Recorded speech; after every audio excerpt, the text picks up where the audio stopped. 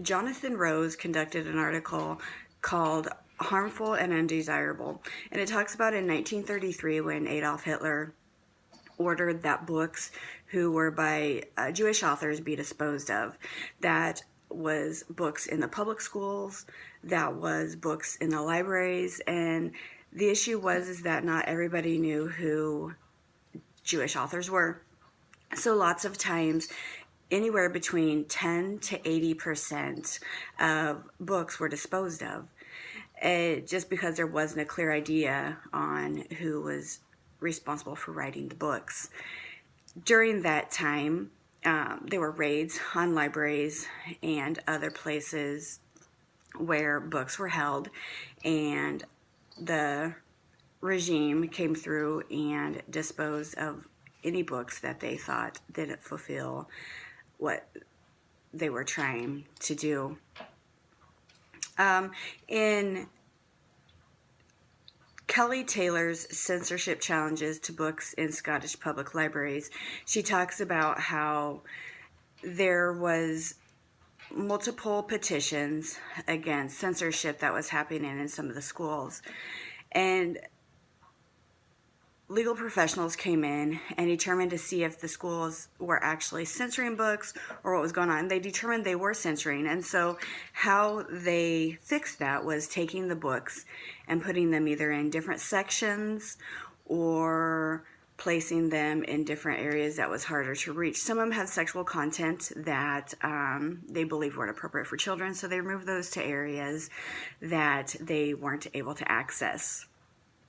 And that brings me to what that has to do with our First Amendment rights in the United States.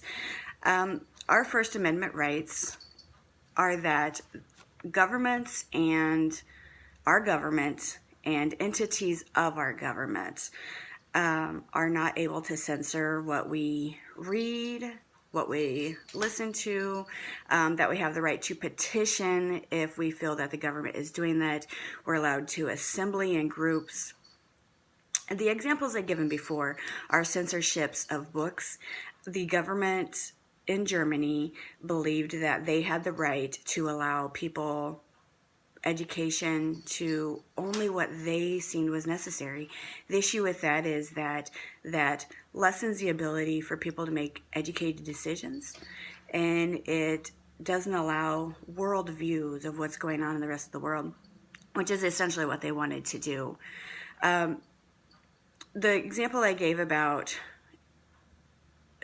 the Scottish libraries is an example of correcting that, not just in our world, but in other countries as well. They, not only us, but other people have determined that what people are able to access is important for their education, for their personal knowledge, and their personal rights as human beings. In the United States, we have rights to books. We have the right to theater. We have the right to newspapers.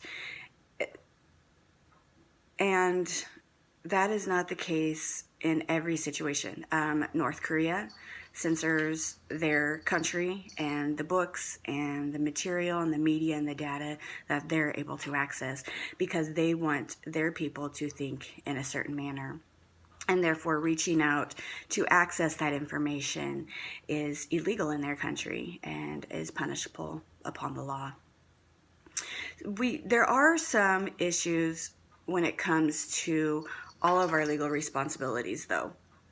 We do have books that have been banned in the United States. Some are banned due to material that they believe would be harmful. Also, some books are banned in certain libraries. Some are based on sexual content. Some have been censored due to homosexuality, which that have been challenged, and many times they have been reinstated back into the libraries. The First Amendment gives us the right to challenge any time that we feel we are being censored, which allows us to have a right and a voice to the materials that we are privileged to have. There, once again, there are some things that are not legally ours to access. There was a challenge in about a Guantanamo Bay detainee. He'd been released, there had been some videos, and the government had decided that there was sensitive and confidential information in there that we as public citizens didn't need access to. It was fought all the way up to the Supreme Court, and it was still decided that that it wasn't something that we needed necessarily access to. As well, there is some limitations on what the public is allowed to view when it comes to police cameras. But overall, we do have the First Amendment right, and we always have the right to appeal that.